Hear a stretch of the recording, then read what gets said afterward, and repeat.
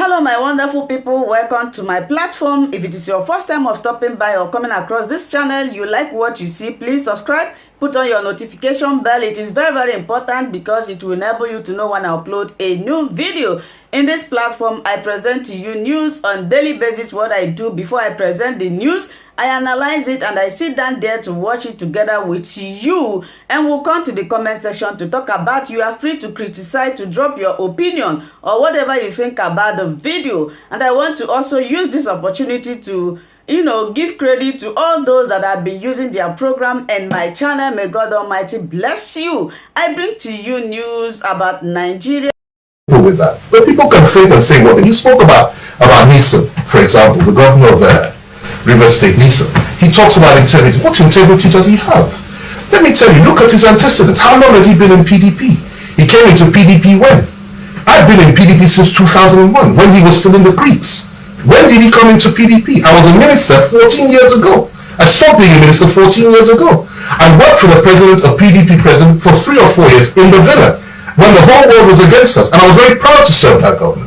And we made great achievements under Obasanjo. I served that government proudly.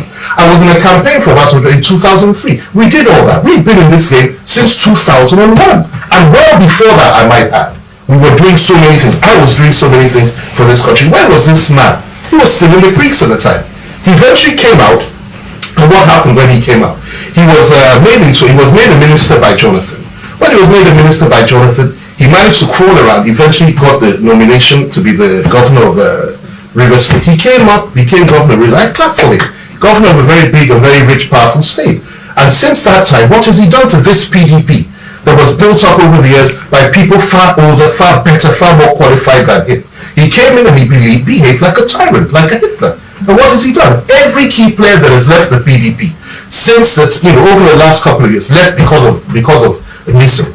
They left because of him. Because of his megalomania, because of his lack of restraint, because of his indecency, and his harsh words on anybody that does not agree with him. Jonathan helped him, he betrayed Jonathan. Rotimi Amici helped him, he betrayed Rotimi Amici. Every single person that helped this man, he has betrayed. And now he gets there, and he starts casting aspersions on everyone. The other day, he called another governor, somebody that was suffering from psychiatric problems, simply because the man said he supports and he likes President Buhari and so on and so forth. Go and ask them in PDP what the problem is. He brought in Alimadu Sharif, there was a problem, he fought him. He brought in McAfee, there was a problem, he fought him. He brought in Secondus, there was a problem, he fought him.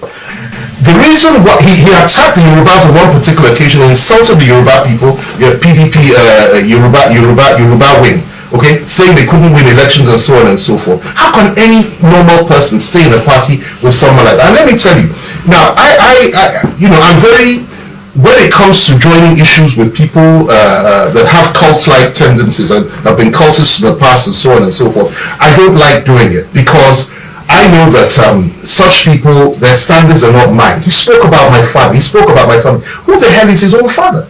What is his family? I know nothing about him. He is building bridges in River State. I'm talking about physical bridges and structures. Clap for himself, very good. He has 2 more years as governor. Can he stand as I stood for the last 14, 15 years, criticizing governments, risking his life? How many times has he been locked up? He will soon lose his immunity. Let's see what he can do. I've been doing this for a long time. I've been prosecuted by various governments. I've been locked up by various governments, and I've stood firm for my principles and what I believe in. Because I changed parties, which is something that virtually every key politician has done over the last years, including Atiku and so on and so forth, including Obasanjo, including so many people, including Buhari himself, including Tinubu. Because I choose to do that, he starts questioning my integrity. He doesn't know the meaning of the word integrity, and neither do most of these people that are talking. The most important thing for me is that I do the right thing, I do it at the right time, and I do it in the right way. And I'm talking about Nigeria now. I'm not talking about 2023. I have no interest whatsoever in 2023. This man spoke about Osun State elections. What does he know about the Southwest? What does he know? We went to election in Osun State under PDP in 2007. We won the election. When I was active, we kept winning elections in Osun State. You know very well I hardly practice politics in Osun State. I haven't been doing it for many, many years. So what is he talking about? I am here in Abuja. I am registering for APC in Abuja. We will have an election in this FCT soon, and you will see the difference that I will make, because I will campaign for morning, day, and night against PDP, against Wike, not just at the local level, but also at the zonal level and also the national level. And it's at that point that I will expose Wike for what and who he really is. He's a tyrant, and he's somebody that has destroyed the PDP, and he's the reason why no less than three governors, number of senators, former legislators, and many more are still going to leave the PDP. I'll end with this one on Wike. He is advising Jonathan not to leave, not to go to APC and to stay in PDP. He doesn't know what has been going on behind the scenes. He knows nothing. He only hears his own words. But let me tell you, if people like Jonathan were to ever leave PDP, I didn't say they would because that's Jonathan's choice, it would be because of people like him. Simply because, what respect did he show Jonathan when Jonathan lost the election in 2015? What caused the loss of PDP in 2019 when they went to the field against the APC and Atiku lost? Was it not the same Wike we're talking about? Complete tyrant. So he is the last person that anybody should take seriously over any issue. I'm not in his cabinet, I'm not from his state, I'm not from his zone, I have nothing to do with him. He should stay in his lane and he should back off. I am not the kind of person you will insult and you'll be left scot-free. I can take it from most people, but not from somebody like that has such baggage. And when he continues to do this, I will respond to him forcefully every point in time, any day, anytime. He may be a sitting governor now, I'm not. I haven't been in public office for 15 or more years, but I'm so fired. The parliament must be people's parliament. Listen to the voice of the people. Listen to the yearnings of the people. Not the voice of the party or the voice of the parties, as the case may be. You know, I'm one of those who have said, look, Nigeria must come to terms that, look, as the giant of Africa, we must show that really we are giant of Africa. And one of the ways we must show our agenda of Africa is to show transparency in our electoral system. And people have come out to say, look, one of the things we must show we are transparent is that there must be electronic transmission of results for people to have confidence, to reduce the hijacking of ballot papers and ballot boxes. So when you go and hijack, it makes no sense because results must be transmitted electronically. Right? So you see, and that will also save lives of people. Because when people go and rig election, people want to fight back. And in fighting back, one person or other people may lose their life, which is not necessary. At this stage in our democracy, Nigeria must be noted for something.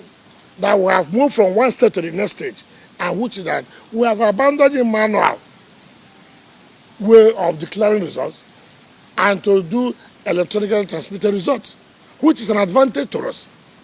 So if the two chambers, by the two joint committees, have recommended to the both chambers to say, look, we have to allow electronically transmitted results, I think it's a welcome development.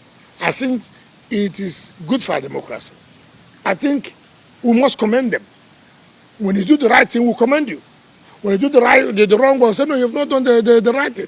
It's not a personal thing. It's not that you don't like the National Assembly. But that when we see any bill that anti the people, anti the country, it is for you to say, look, gentlemen, this is anti the people, it's anti the country, we should not allow that. And if they have come to terms with that, we must commend them and urge them at their plenary to look, to along the recommendation by the Joint Committee of the both chambers, to allow results to be transmitted electronically. That it will give confidence to people that, hey, now I can go and vote. And when I vote, my vote will be counted. Unlike before, some people say, what am I voting for? At the end of the day, when I go and vote, the results will not be declared. They'll go and write the results. But this now may not be the case again. It will reduce that. And you can see that politicians will now sit up to say, listen, if you don't do well, now the results will transmit electronically, no way for rigging. Only those who support rigging are against results to be transmitted electronically. If any politician what is sought believes that he or she has done well for him or his people or our people, you will know that that politician will not be afraid to say, whichever way you want to transmit the result, I'm available for it. I'm available. But I want it to be transparent.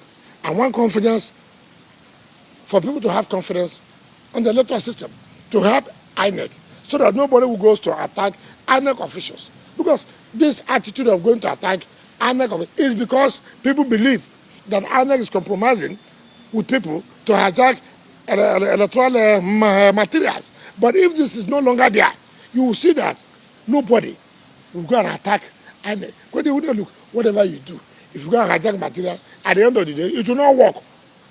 Because that area will cancel. The result will not be transmitted electronically. So what are you killing yourself for? I commend the Joint Committee of both chambers of the National Assembly for listening to the views, the yearnings of Nigerians and for the growth of Nigerian democracy. We should commend them, and I thank them so much. And if you continue to act that way, you will see that this country will be better off. Thank you. My wonderful people, thank you so much for watching this video together with me. I appreciate your massive support in this channel. Before, if it is your first time of stopping by or coming across my YouTube channel, you are welcome. Now that we have finished watching this video together, you saw me sitting there watching it together with you. I appreciate you. Let's go to the comment section to talk about it. If it is your first time, subscribe, put on your notification bell. That notification bell is very, very important.